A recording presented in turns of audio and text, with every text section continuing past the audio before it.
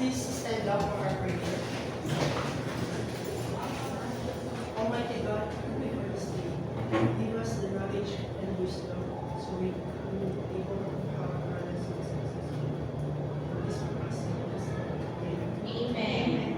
Please arrange your chairs and please eat and take a piece of trash under your chairs. Please be seated. For your attendance, get your name tags in front, and this will serve as your attendance and also will be served as your group.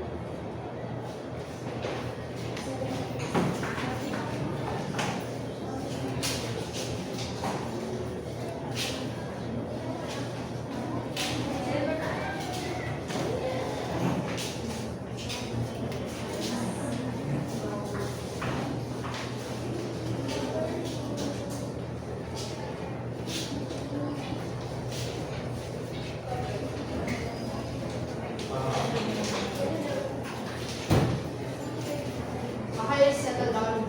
Yes. Once again, good afternoon. Before we start our lesson, let me present to you our lesson rules. Please read.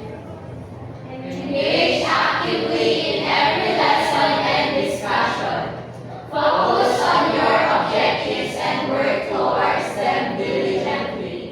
Review and reflect on what you learned to deepen understanding. Excel by applying knowledge in creative and practical ways. Navigate challenges with resilience and determination. Okay, class. Please abide the lesson rules. Can you pass your assignments in front that I have given us?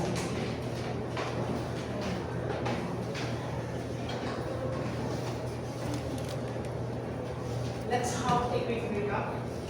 What is our last lesson? Last meeting. Yes, right? Elements of one after. Thank you. Tell me more about the elements of one. So it's characters, plot, dialogue, and the theme. Thank you, Lord. Let's give you our focus. Before we start our lesson, do you want to play? Yes, sir.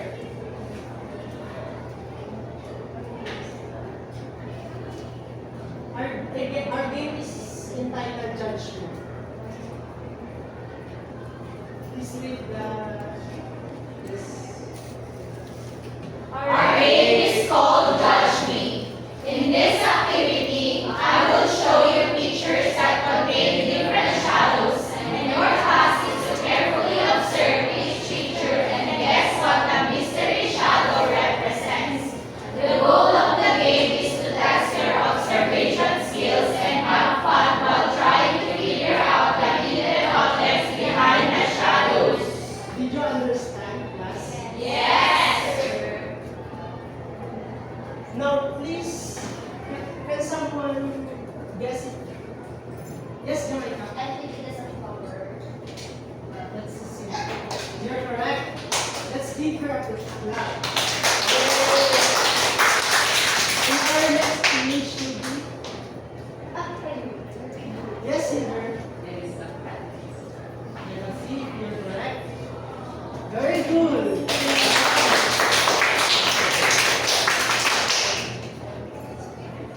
Yes, Miss Strong. It's a rat. Let us see.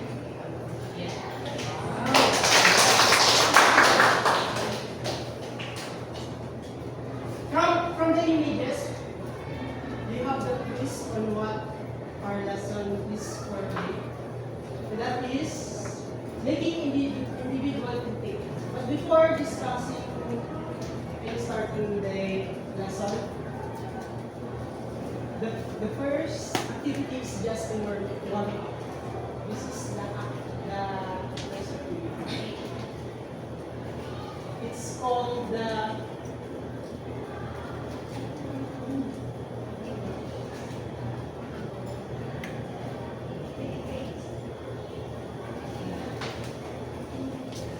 critic race.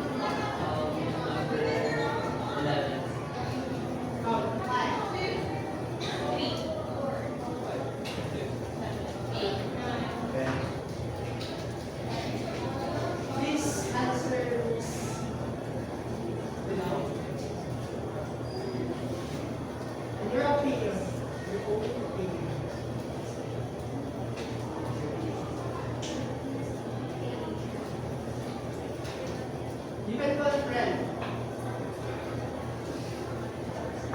Yes, Miss Roca. I think a critic is a judgment or reaction to a certain literary pieces or paragraphs, and why it's important? It's important for us to value the literary piece and also to have a better understanding of what is the content of that paragraph or literary piece. That's all. That's correct. Please give her a round of applause. Before our next question, please give me a number. 8, Let us start at the back. 1, 2, 3, 4, 5, 6. 7, 8. In what ways can critique help you become a better reader or writer? So critique is very important as a reader and writer because it will help you to write a piece better and it will help you to be a better writer and reader. Very good. Let's give her Just give me a number. Miss Luna. 5. This is that. 1, 4. 5. Mr. Jubilee, please answer. What do you think is the main purpose of critiquing a piece of writing? So that you can give your feedback to the author or to give your opinion on that specific piece. Thank you. This give me a round of applause. For our next question, please give me a number. 1. Give 1. What role does a critic play in improving a piece of writing or an idea? So I think the role of critic is it enhances your interpretation to what you are reading, and it helps you to think critically. You're correct. Please now. Give us a clap.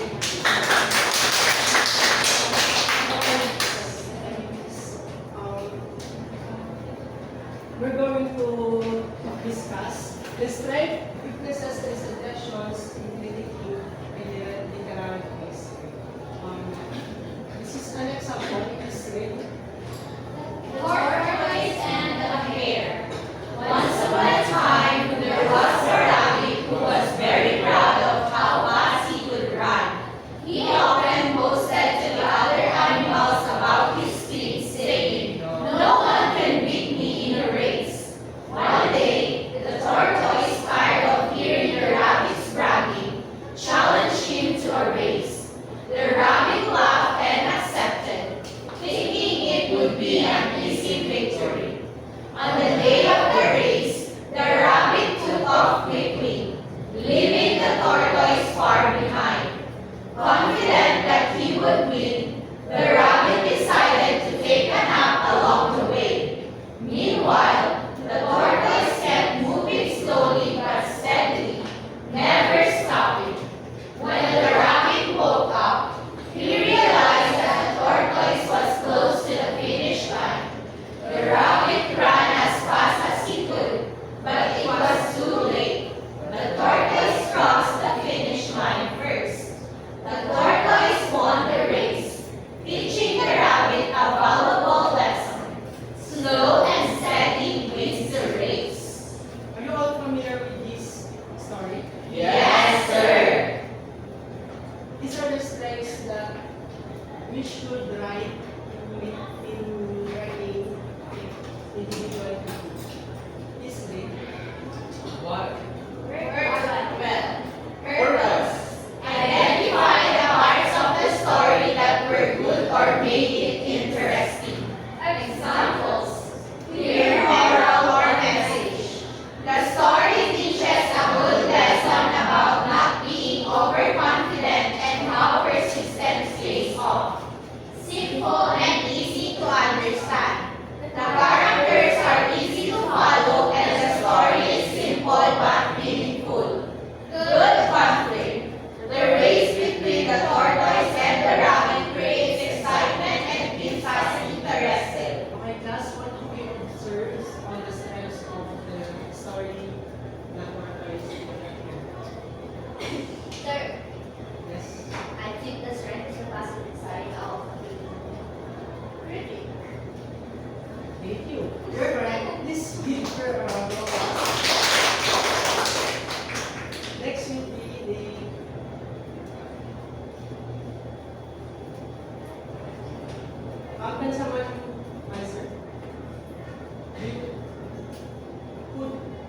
wants to answer the question?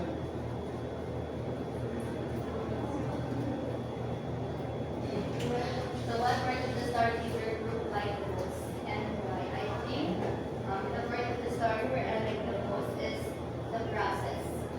When the turtle and the hare is going to the finish line.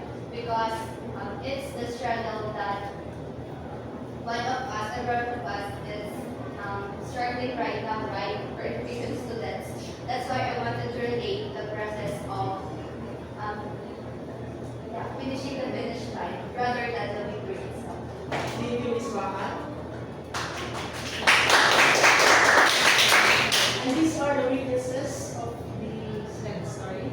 Can you read? What could be improved?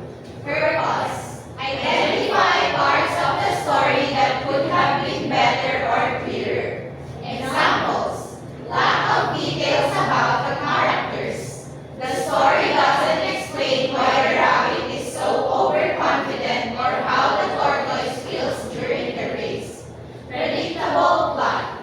The outcome of the race is easy to guess because we know the tortoise will win because of the lesson. Short ending. The story could explain a little more about how the rabbit feels after losing. Alright, that's what have you observed from the examples given. Yes, Ms. Nen. The negative side of the story, the lack of details, and as we know, the story has this lesson which is very predictable its end.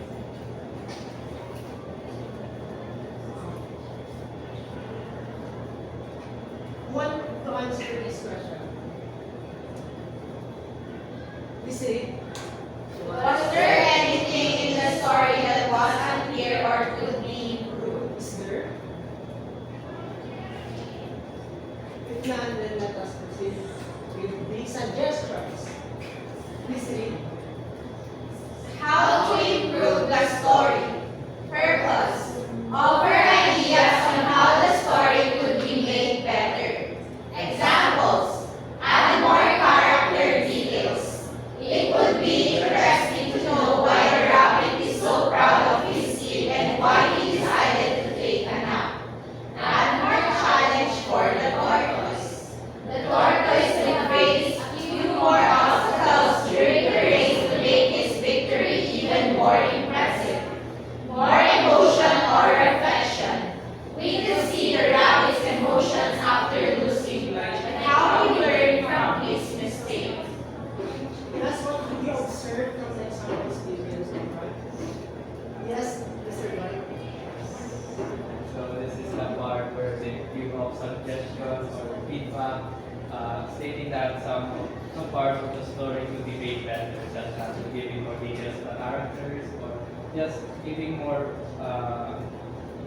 detail towards making the story more appealing to the readers. Very good, excellent. Since you have already have the background of the lesson, then this the green thing with this paper and the orange thing stay. May green din ako. Time on reading.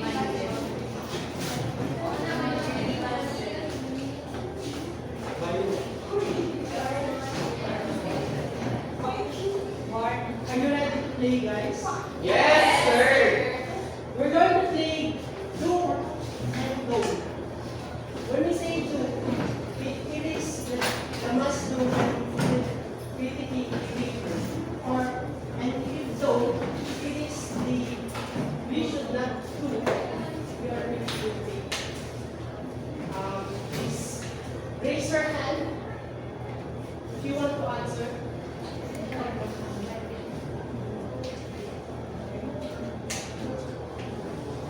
Yes, Miss Lovely.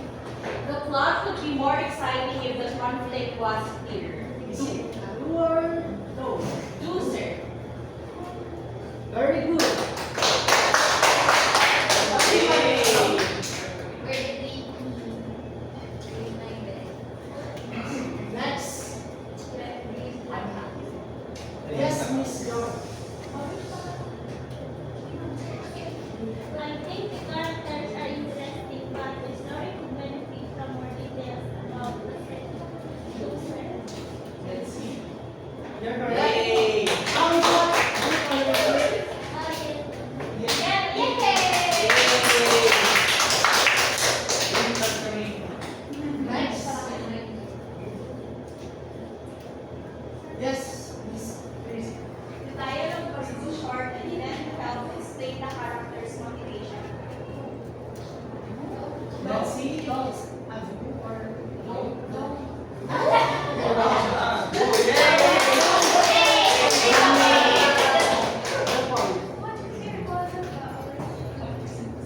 Next is sorry,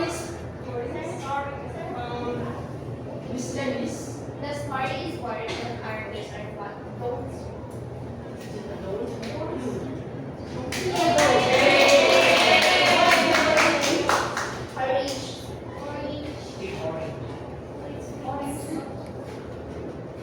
Yes, Miss Yongma. Now again. Yes, it's alone. What grade are you in?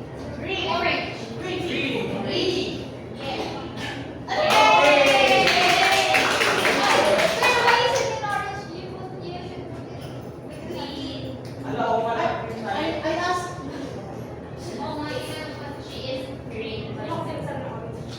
Okay, class. Yes. Yes, Miss Perken. The author would have been added more action to make the plot more exciting. Doom search.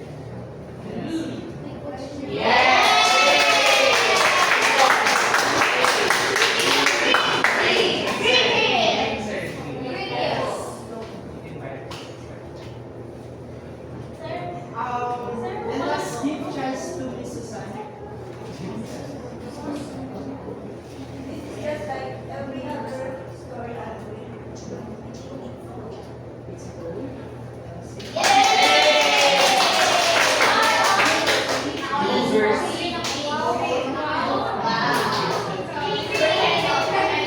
Yes, agree. Yes, Mr. Perken.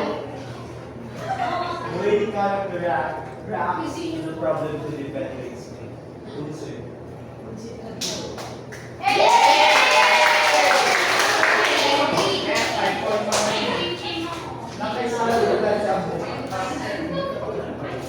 What to avoid? Please repeat, class. Making personal attacks or rude comments. Writing unclear, vague, or overly general feedback.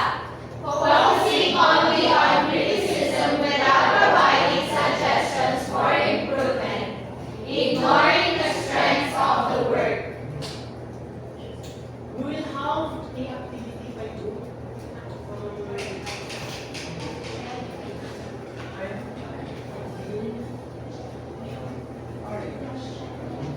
Yay! This is the hard criteria for our activity. 30 points for our clarity findings. Use of evidence 25 points. Constructiveness and suggestions 20. Organization and delivery 15. Teamwork and participation 10. With a total of 100. Please read.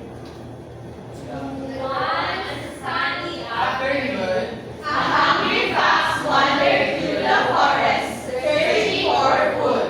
He stumbled upon a tall tree with a bunch of ripe, juicy grapes hanging high above. The fox smiled water as he stared at the grapes, imagining their sweet taste. Determined to eat them,